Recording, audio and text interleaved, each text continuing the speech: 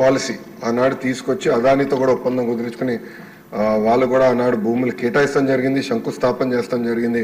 కానీ అది ఆగిపోతాం జరిగింది అధ్యక్ష. 2019 నుంచి 24 చూస్తే అధ్యక్ష ఎలాంటి యాక్షన్ లేదు, ఒక్క కాన్క్లేవ్ జరగలేదు, ఒక్క పరిశ్రమ రాలేదు అధ్యక్ష. ఒక మంత్రిని బాధాకరమైన పరిస్థితి ఏంటంటే ఆనాడు ఒక మంత్రిని అడిగారు అధ్యక్ష, ఆ రేస్ ఏదో హైదరాబాద్లో జరుగుతుంటే ఇది మీరు ఎప్పుడు తీసుకొస్తారు ఆంధ్ర రాష్ట్రానికంటే కోడి ఇంకా గుడ్డు పెట్టలేదు, లేదంటే గుడ్డు కోడి పెట్టలేదు ఏదో చెప్పాడు అధ్యక్ష. అది దేవుడి తెలియాలి ఏం చెప్పాడు. ఆ రోజు నుంచి ఆంధ్ర రాష్ట్రం అనేది ఎగతాళి చేశారు అధ్యక్ష. ఎక్కడికి వెళ్ళినా ఆంధ్ర రాష్ట్ర ఐటీ మంత్రి ఇలా ఉంటారా, ఇలా అవుతే పరిశ్రమలు ఎట్లా వస్తాయని కూడా వాళ్ళందరూ ఎగతాళి చేసే పరిస్థితి అధ్యక్ష. అంతేకాకుండా అధ్యక్ష నేను మంత్రి అయిన తర్వాత అనేక కంపెనీల్లో కూడా కలిస్తే గత ప్రభుత్వంలో ఉన్న వాళ్ళు చాలా స్పష్టంగా మన కంపెనీల్లో వాటాలు అడుగుతాం జరిగింది అధ్యక్ష. వాటాలు అడిగారు అధ్యక్ష. దానివల్ల ఆ కంపెనీలన్నీ వెనక్కి వెళ్ళిపోయినాయి. అంటే ఐటీ కంపెనీల్లో కూడా వాటాలు అడిగే పరిస్థితికి వీళ్ళు వచ్చారు అధ్యక్ష. ఏం చెప్పాలి అధ్యక్ష.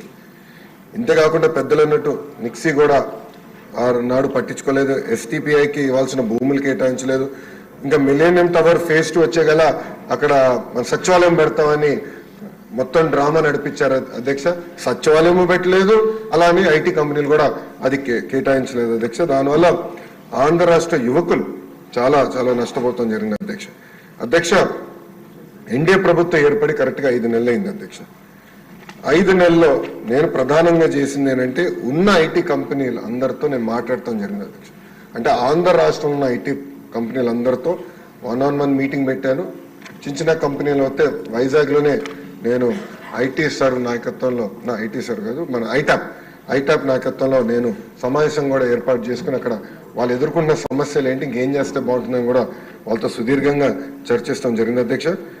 ఇప్పుడే పెద్దలు గంటా శ్రీనివాసరావు గారు చెప్పినట్లు టీసీఎస్ ఆల్రెడీ కమిట్ అయింది. టీసీఎస్ అనేది వస్తుంది, దాంట్లో ఎలాంటి సందేహం లేదు. విష్ణు కుమార్ రాజు గారు ఎప్పటికల్లా వస్తుందని అడిగినట్టున్నారు. 3 నెలలు టైం ఇవ్వండి తప్పనిసరిగా, ఎందుకంటే ఎగ్జిస్టింగ్ బిల్డింగ్స్ కి చిన్న ఏర్పాట్లు చేయాల్సిన అవసరం ఉంది. 3 నెలల్లో తప్పనిసరిగా టీసీఎస్ విశాఖపట్నంలో ప్రారంభిస్తున్నారు. అంతేకాకుండా ముందు చూపుతో వాళ్ళని నేను చంద్ర సార్ని కోరాను, మీరు క్యాంపస్ ఏర్పాటు చేయాలి విశాఖపట్నంలో అంటే ఆయన ఒప్పుకున్నారు. దానికి ఆల్రెడీ భూములు కూడా మేము ఎత్తుకుతున్నాం. దానిపైన కూడా నేను చాలా క్లియర్గా 2-3 చెప్పిన తర్వాత దాన్ని కూడా వస్తాను అధ్యక్ష. పెద్దలు వంశకృష్ణ గారు అడిగినట్లు అధ్యక్ష, ఇక్కడ ఎకో సిస్టమ్ కూడా ఏర్పాటు చేయాలి. దాంట్లో భాగంగా నేను కూడా ఐటీ కంపెనీలు అందరితో మాట్లాడినప్పుడు ఇన్ఫోసిస్తో కూడా మాట్లాడాను. వాళ్ళని కూడా ఒక క్యాంపస్ ఏర్పాటు చేస్తే బాగుంటుందని వాళ్ళని కోరాను. వాళ్ళు కూడా ఆల్రెడీ భూములు ఎత్తుకుతాం జరుగుతుంది అధ్యక్ష. ఏదో ఒక బిల్డింగ్ 500-600 కాదు, క్యాంపస్ అనేది అవసరం ఉంది. దానికి వాళ్ళకి భూములు కూడా ఇప్పుడు ఎత్తుకుతాం జరిగింది, మొదలుపెట్టాం అధ్యక్ష. నేను అనుకుంటా మాక్సిమం ఒక 6 monthsలో కొబ్బరికాయ కొట్టచ్చు నేను ఆశిస్తున్నాను. దానికి నేను చాలా కష్టపడుతున్నా. మీరు 20,000 ఉద్యోగాలు అడిగారు అధ్యక్ష. 5 సంవత్సరాలు 20,000 ఉద్యోగాలు నా టార్గెట్ కానే కాదు. పెద్దలు అన్నట్టు 5 లక్షల ఉద్యోగాలు ఒక ఐటీ రంగంలో ఆంధ్ర రాష్ట్రంలో క్రియేట్ చేయాలని టార్గెట్ గా నేను పనిచేస్తున్నాను అధ్యక్ష. మనం యుఎస్ కూడా వెళ్ళాను, అనేక డేటా సెంటర్ సంస్థలతో కూడా నేను కలుస్తాను జరిగింది అధ్యక్ష. ఒకసారి చూస్తే 2019 నుంచి 24 వరకు గత ప్రభుత్వం దీనిపైన ఎలాంటి ఫోకస్ పెట్టక డేటా సెంటర్ ఎకో సిస్టమ్ అటుపక్క విశాఖపట్నంలో, క్షమించాలి, అటుపక్క ముంబైలో, ఇంకో పక్కన తమిళనాడులో, అదేవిధంగా తెలంగాణలో వస్తాం జరిగింది అధ్యక్ష.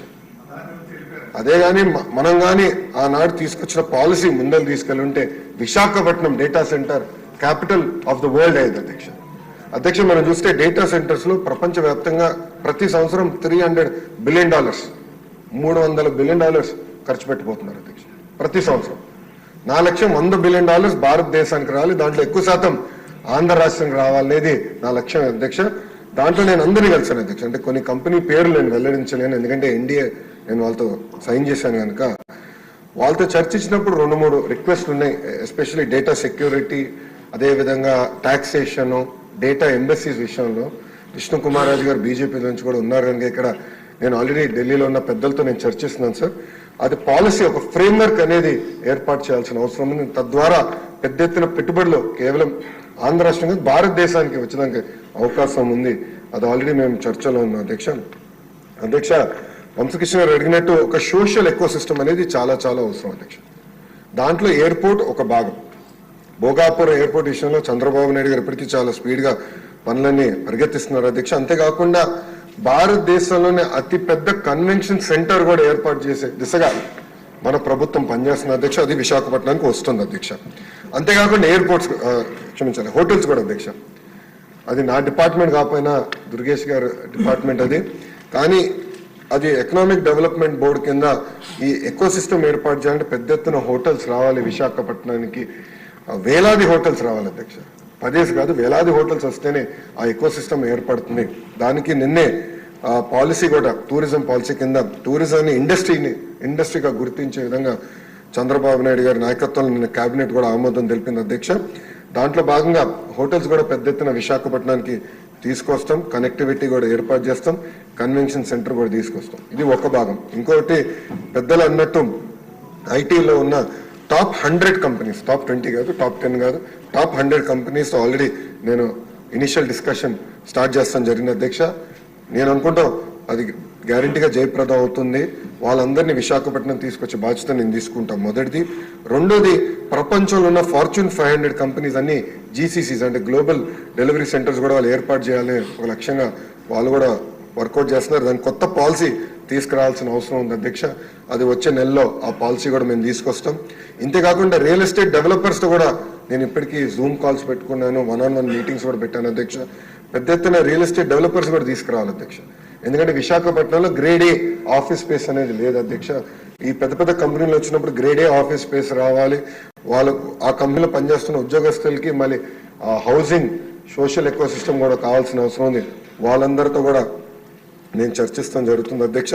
త్వరలోనే ఆ అనౌన్స్మెంట్స్ కూడా రాబోతున్నాయని మీ ద్వారా సభకి నేను తెలుపుతున్నా అధ్యక్ష. అంతేకాకుండా డేటా సెంటర్ పాలసీ కూడా దానిపైన ఒక స్టేట్మెంట్ ఉంది అధ్యక్ష. గౌరవ డిప్యూటీ స్పీకర్ గారు టీ బ్రేక్ ఇస్తే టీ బ్రేక్ తర్వాత అది ఉంది, స్టేట్మెంట్ ఉంది. దాంట్లో చాలా డీటెయిల్గా అది కూడా నేను ఎక్స్ప్లెయిన్ చేస్తాను. అంటే పాలసీస్ ఒక పక్కన, అవుట్ రీచ్ ఒక పక్కన, సోషల్ ఎకో సిస్టమ్, ఇదంతా మేము ఒక సమగ్ర యాక్షన్ ప్లాన్ అనేది మేము తయారు చేస్తాం జరిగిన అధ్యక్ష. విష్ణు కుమార్ రాజు గారు, గంటా శ్రీనివాస్ గారు పెండింగ్ ఇన్సెంటివ్స్ గురించి చెప్పారు అధ్యక్ష. అధ్యక్ష, నేను బడ్జెట్ కోసం నేను వెయిట్ చేస్తా ఉన్నాను. బడ్జెట్లో 500 కోట్ల రూపాయలు పెండింగ్ ఇన్సెంటివ్స్ క్లియర్ చేసేదానికి ఐటీ ఎలక్ట్రానిక్స్కి కేశవ్ గారు కూడా కేటాయిస్తాం జరిగింది. అది అసెంబ్లీ సెషన్లో అయిన తర్వాత తప్పనిసరిగా ఇన్సెంటివ్స్ అని ఆ కంపెనీస్కి అందించే బాధ్యత మేము తీసుకుంటాం అధ్యక్ష. దాంట్లో ఎలాంటి సందేహం లేదు. చివరికి అధ్యక్ష, నేను చంద్ర గారిని కలిసినప్పుడు అడిగాను ఆయన సలహా ఏంటి నాకని. ఆయన ఒక మాట అన్నారు అధ్యక్ష, ఇప్పుడు కంపెనీస్ అందరు కూడా $5 billion, $10 billion, $15 billion పెట్టుబడి పెడుతున్నారు. ఒక నెల డిలే అయినా, ఒక 3 నెలలు డిలే అయినా మా బిజినెస్ ప్లాన్ మొత్తం తారుమారు అవుతుంది. So speed of doing business మీద మీరు డెలివర్ చేయండి, తప్పనిసరిగా అందరూ ఆంధ్ర రాష్ట్రానికి వస్తారు అని చాలా స్పష్టంగా ఆయన కూడా నాకు చెప్తాం జరిగింది అధ్యక్ష. తప్పనిసరిగా ఈజ్ ఆఫ్ డూయింగ్ బిజినెస్ కాదు, స్పీడ్ ఆఫ్ డూయింగ్ బిజినెస్ పైన మేము ఫోకస్ చేస్తున్నాం అధ్యక్ష. అధ్యక్ష, ఈరోజు నేను గర్వంగా చెప్తున్నా, కంపెనీల వెనకాల నేను పరిగెడుతున్నా అధ్యక్ష.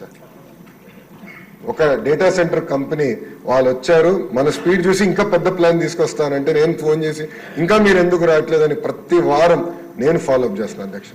అధ్యక్ష, మొన్న కూడా మీరు చూసారు, రిలయన్స్ అనౌన్స్ చేసింది మన గ్రీన్ బయో ఫ్యూల్స్ కి.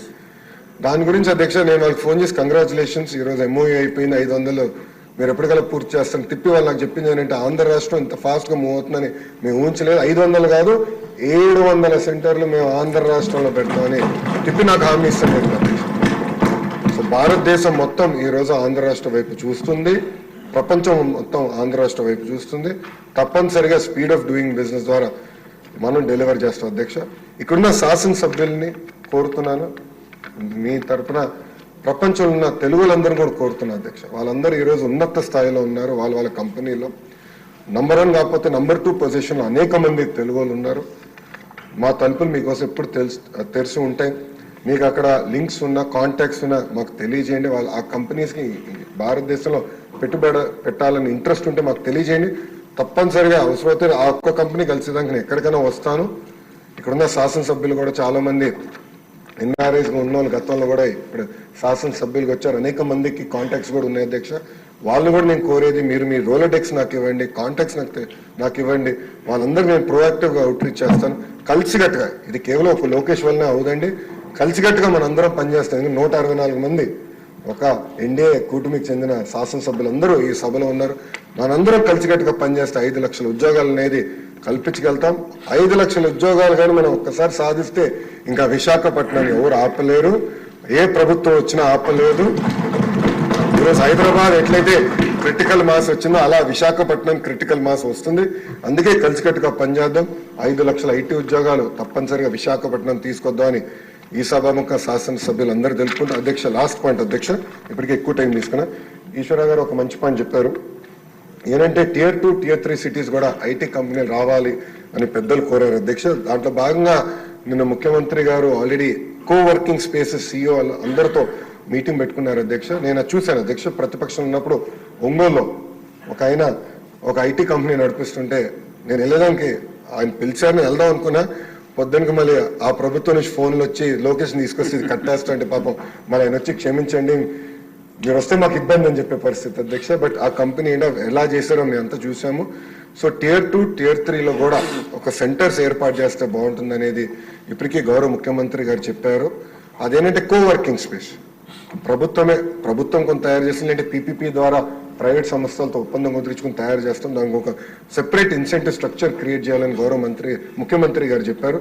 దానివల్ల కొంత ఐటీ పాలసీ కూడా వచ్చానికి డిలే అయింది. మేము కూడా అది నిన్న మీటింగ్ అంతా డిస్కస్ చేసాం. త్వరలో ఆ పాలసీ కూడా మేము తీసుకొస్తాం అధ్యక్ష. దానివల్ల ఏంటంటే చాలా మంది వర్క్ ఫ్రమ్ హోమ్ లో ఉన్నారు.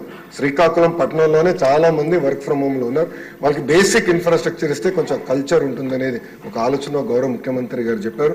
దాంట్లో భాగంగా తప్పనిసరిగా Tier 2, Tier 3 కూడా ఈ కోవర్కింగ్ స్పేసెస్ సెంటర్స్ ఏర్పాటు చేసి అక్కడ వర్క్ ఫ్రమ్ హోమ్ లో ఉన్న వాళ్ళందరికీ ఒక కేర్ ఆఫ్ అడ్రస్ ఇవ్వాలనే లక్ష్యంతో మీ ప్రభుత్వం పనిచేస్తుంది.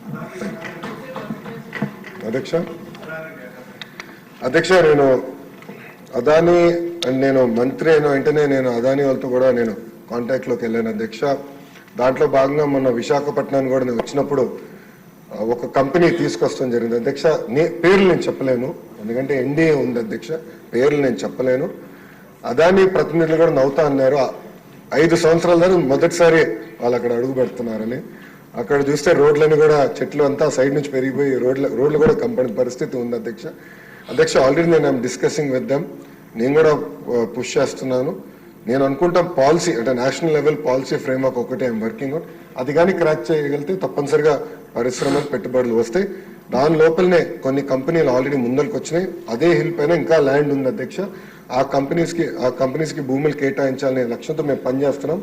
వాళ్ళకు అడుగు ముందే వేశారు. నేను లేదు ఇంత ఇస్తాను, ఇంత కాదు ఇంత ఇస్తానంటే ఓకే మేము వెళ్ళి మా బిజినెస్ ప్లాన్ మళ్ళీ రీవర్క్ చేసుకుని వస్తామని వాళ్ళు చెప్పడం జరిగింది అధ్యక్ష. నేను అనుకుంటాం ఇంకా రాబోయే 3 నెలల్లో తప్పనిసరిగా కనీసం 2 కంపెనీలతో నేను ఆ కొండలపైన డేటా సెంటర్ ప్రారంభించే బాధ్యత నేను తీసుకుంటాను అధ్యక్ష. నిక్సీ ఇస్ మై ప్రయారిటీ. ఎందుకంటే అక్కడ డేటా సెంటర్స్ రావాలంటే సీ ల్యాండింగ్ కేబుల్ ఉండాలి. సింగపూర్ నుంచి డైరెక్ట్ గా సీ ల్యాండింగ్ కేబుల్ అక్కడ రావాలి. ఆ కేబుల్ వస్తేనే మనం డేటా సెంటర్స్ ఏర్పాటు చేయొచ్చు. I will immediately reach out to నిక్సీ. And నిక్సీ కాకుండా ఇతర సర్వీస్ ప్రొవైడర్స్ తో ఆల్రెడీ మాట్లాడుతున్నా. ఆ సీ ల్యాండింగ్ కేబుల్ విశాఖపట్నానికి తీసుకొచ్చే బాధ్యత నేను వ్యక్తిగతంగా తీసుకుంటాను. థ్యాంక్ యూ అధ్యక్ష.